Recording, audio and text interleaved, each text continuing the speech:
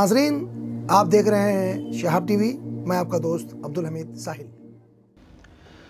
हिंदुस्तान एक ऐसा देश है जिसे अपने गंगा जमनी तहजीब पर बेहद नाज, बेहद गर्व है, क्योंकि यहाँ पर दुनिया की तकरीबन सभी कौमें आबाद हैं। हर धर्म के मानने वाले लोग हैं, उनकी अपनी अपनी सभ्यताएँ हैं, उनका अपना कल्चर है, उनकी अपनी तहजीब है। सभी मज़ाहिब की इबादतगाहें यहाँ पर हैं, जहाँ पर लोग चैन और सुकून के साथ इबादत करते हैं। भाषाएं बोली जाती हैं, अलग अलग परंपराएं हैं।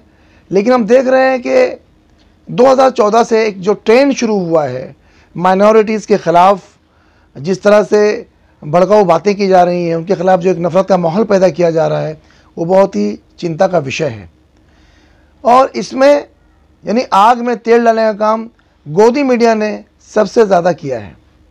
गोदी मीडिया ने एक ऐसा माहौल पैदा कर दिया है कि आज देश का हिंदू और मुसलमान एक दूसरे को शक की निगाह से देखता है, एक दूसरे से उनका भरोसा उठ गया है। वो प्यार, वो भाईचारा जो इस देश की आत्मा है, वो ख़त्म होती नज़र आ रही है।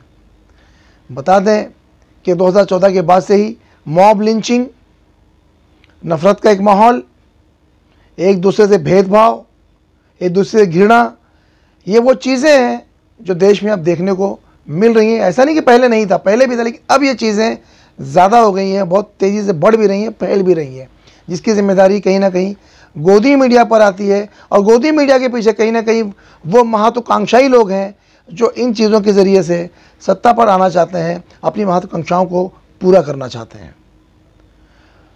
पिछले दिनों रवीश ने प्राइम टाइम में उमर खालिद की गिरफ्तारी पर बहुत ही विस्तार से चर्चा की है।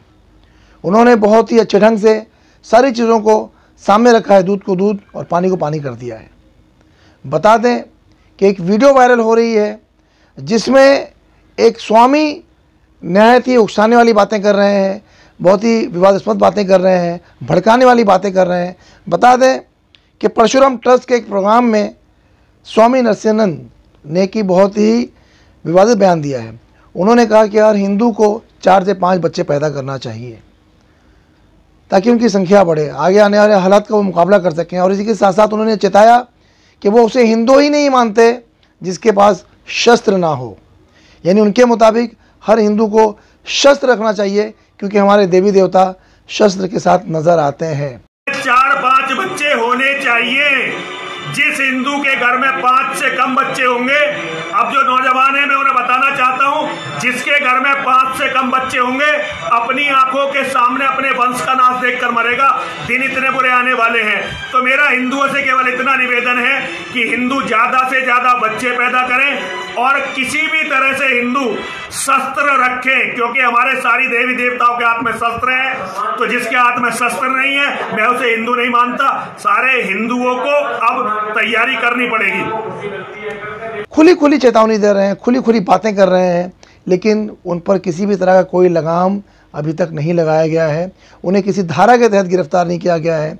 उनके खिलाफ देश में दंगा भड़काने वाली कोई बात नहीं की मतलब क्या कोई कानून नहीं लागू किया जा रहा है। जबकि उमर खालिद को रविवार की रात 11 बजे दिल्ली की स्पेशल फोर्स ने गिरफ्तार कर लिया है। उन पर यह आरोप लगाया गया है कि जब ट्रंप यहाँ पर आए हुए थे उस वक्त उन्होंने लोगों को सड़क पर उतरने के लिए कहा था। उनके खिलाफ देशद्रोह और देश में दंगा भड़काने की धाराएं लगाई गई हैं। बता दें कि उमर खालिद पर देशद्रोह के साथ साथ 18 धाराएं लगाई गई हैं, जिनमें हत्या और हत्या का प्रयास की धारा भी लगी हुई है। उमर खालिद ने 17 फरवरी को महाराष्ट्र के अमरावती में एक भाषण दिया था।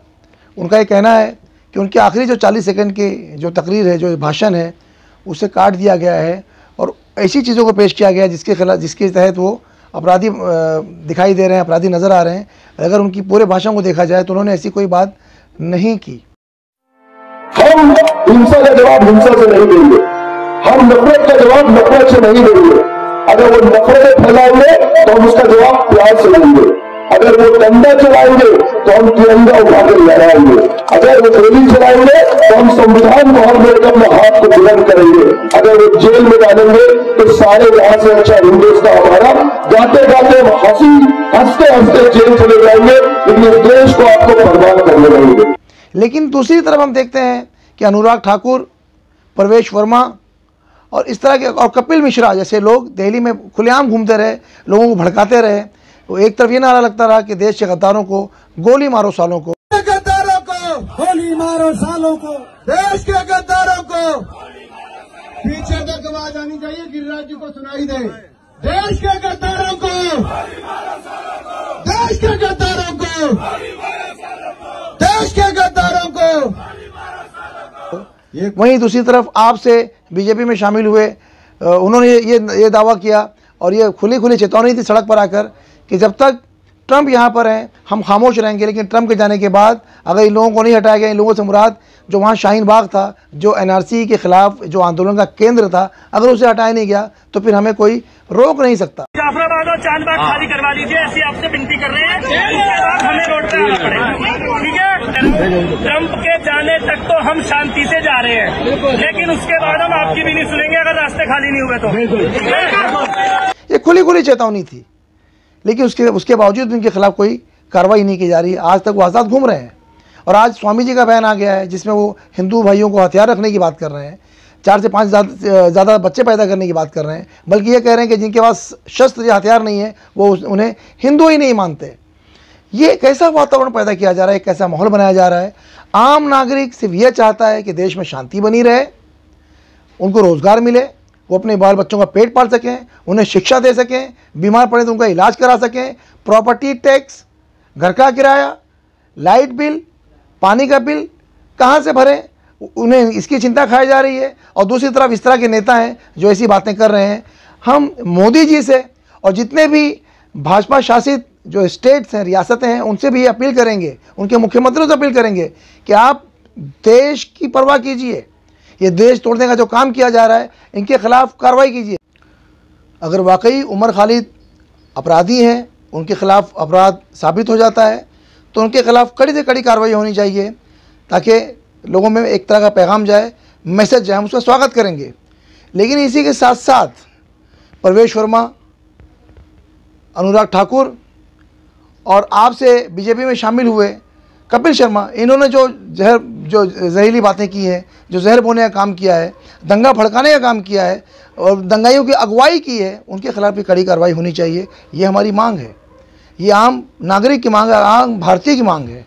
इसी के साथ साथ स्वामी जी का जो वीडियो वायरल हो रहा है जिसमें वो खुली चेतावनी दे रहे हैं, खुला मैसेज दे रहे हैं, देश को तोड़ने का काम कर रहे हैं, हिंसा फैलाने की बात कर रहे हैं, उनके खिलाफ भी कड़ी कार्रवाई हो और उनके खिलाफ भी धाराएँ लगाई जाएँ हिंसा की और लोगों को उकसाने की, देश में हिंदू मुस्लिम नफरत पैदा करने की।